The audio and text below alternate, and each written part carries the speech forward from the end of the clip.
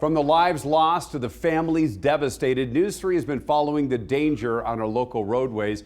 The latest, this deadly crash involving a pedestrian happening just a short time ago near Nellis and Stewart. In fact, these are the live images. You can see where Nellis is shut down from this portion all the way up a block or two here. So good evening, I'm Dana Wagner. Thank you very much for joining us after the ball game. Traffic safety experts telling us that speed continues to be one of the biggest factors in these deadly crashes. And in tonight's Operation Crime and Justice, Kristen Drum,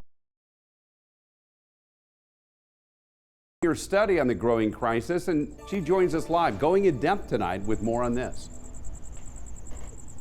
Well, Dana, we don't know if speed is a factor in this deadly crash here on Nellis Boulevard, but we do know that it is one of several factors and a big one when it comes to severe injuries as well as deaths related to crashes, not only here in the valley, but around the state. So the big question remains how to solve it, since it does not appear to show any signs of slowing down.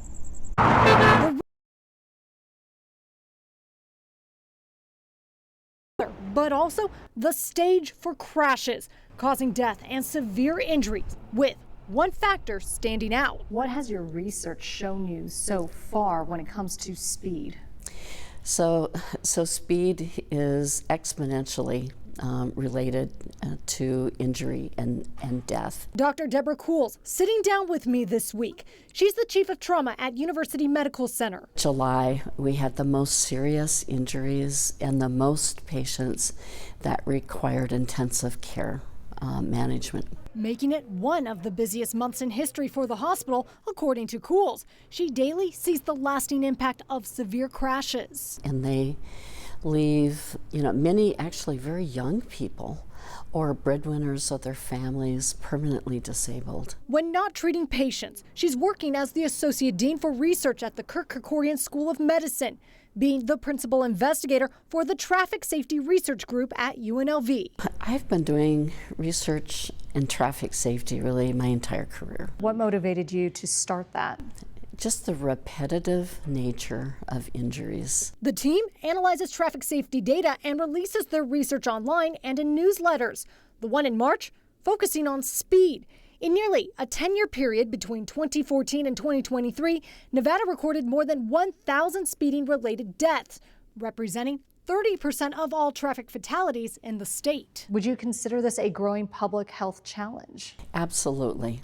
And it is one that is preventable. What needs to change here in Southern Nevada? So a few things, a lot of behavioral change.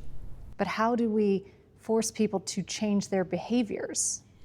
Well, that is a challenge, actually. So what I would say is we need to take a look at speed limits. Various roadways in the Las Vegas Valley post 45 or even 50 miles per hour, like Cheyenne Avenue.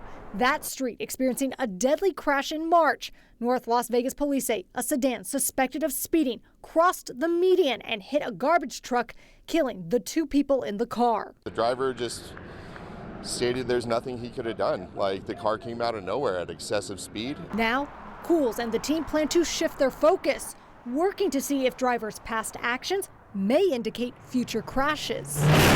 Whether there is a history of citations for behaviors like speeding, driving under the influence, reckless driving, and so forth. So trying to determine if you have a previous citation, does that mean you are more likely to cause or be involved in a crash?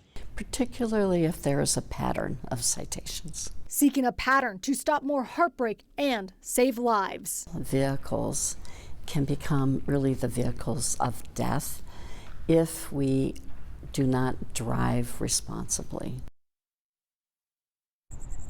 Now, despite it dying in the legislature, Kuhls says red light cameras and speed cameras may make the difference, telling me that may be the way to start an intervention. Dana? Yeah, I think the key is the last thing that she said there. We all have to drive responsibly. That could make a huge difference. Kristen, thank you.